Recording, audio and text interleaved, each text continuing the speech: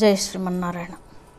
వేసవి కాలంలో మనం కొన్ని దానాల గురించి మనం చెప్పుకుంటున్నామండి. కానీ ఇప్పుడు నేను చెప్పే దానం ఒక రకంగా చెప్పాలంటేనండి, యజ్ఞ యాగాదులు చేస్తే మనం ఎంతటి పుణ్యాన్ని సంపాదించుకుంటామో ఈ దానం గనక చేసినట్టయితే అంతకన్నా 1000 రెట్ల పుణ్యాన్ని భగవంతుడు మనకిస్తాడంట. చూడండి, నారాయణ నారాయణ అంటే ఏమిటి అర్థం అంటే నీరు.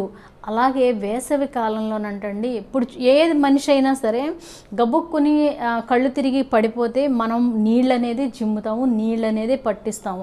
అలాగే మన బాడీలో కూడా చాలా మట్టుకు నీళ్ళు ఉంటాయి. నీళ్లు లేకపోతే మనం బ్రతకలేం.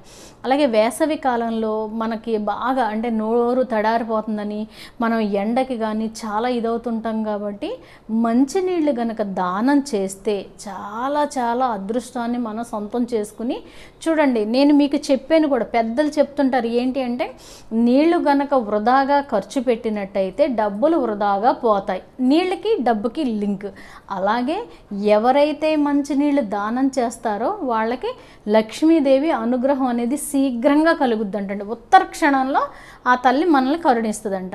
అయితే చూడండి, గనక మనం కొంచెం వెనక్కి వెళ్ళినట్టయితే మన తాతలు ఇంకా మన ముత్తాతలు వాళ్ళు రోడ్డు పక్కన బావి తవ్వించారని, ఆ బావిలో చాద వేసుకుని నీళ్లు తీసుకుని తాగుతారని, లేకపోతే కొట్టుడు పంపు బోరు పెట్టారనేసి ఇలా మనం చెప్పుకుంటూ ఉంటాం కదా. సరే, ఈ రోజులన్నీ పోయినాయండి. అప్పుడు మనం ఏం చేస్తామంటే, మీకు ఓపుకున్నంత కాడికే, నేను కాదని అంటలేదు, మీకు ఓపుకుంటే చాలా మట్టుకి ఏం చేస్తారంటే చలివేంద్రాల కింద పెడుతుంటారు. ఒక 2 కుండలో 3 కుండలో పెట్టి అక్కడ ఎవరినైనా ఒక మనిషిని పెట్టి దాని చుట్టూ తడిగుడ్డ కట్టించేసేసి వచ్చిన వాళ్ళకి కాస్త నీళ్లు పోయడం అనేది ఉంటుంది. పోనీ మీకు అంత ఓపిక అలా లేదనుకోండి, మీ ఇష్టం, మీ ఇంటికి వచ్చిన వాళ్ళకి, లేదంటే మీ ఇంటి బయట ఎవరైనా వెళ్ళేవాళ్ళు మంచినీళ్ళు అడుగుతున్నా, లేదు మీకు గనక ఓపుకుంటే ఎక్కడైనా గుడి దగ్గర బాగా ఉత్సవాలు కానీ ఎలా జరుగుతుంటే చక్కగా మంచినీళ్ళ ప్యాకెట్లు అవి తీసుకెళ్ళి అక్కడ పంచిపెట్టడం చేయండి. ఏం లేదండి, మన కర్మని తప్పించుకుని మంచి పుణ్యలోకాలకు వెళ్ళాలి. అలాగే మనం చనిపోయిన తర్వాత కూడా మనం చేసిన దానం వల్లనే మనం అభివృద్ధి పొందడం, అలాగే అక్కడ భగవంతుడు మనల్ని కరుణించడం అనేది జరుగుద్ది.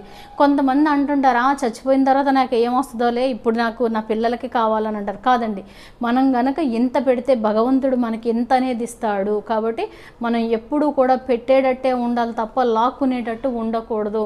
అందుగురించే దానం చేస్తే మహా ఫలితాన్ని భగవంతుడు మన జీవిత ఖాతాలో వేస్తాడు. కాబట్టి మీరేం చేస్తారంటే, మీకు ఓపిక ఉన్నంత వరకే, కానీ చెప్పడం నా ధర్మం కాబట్టి నేను మీకు చెబుతున్నాను.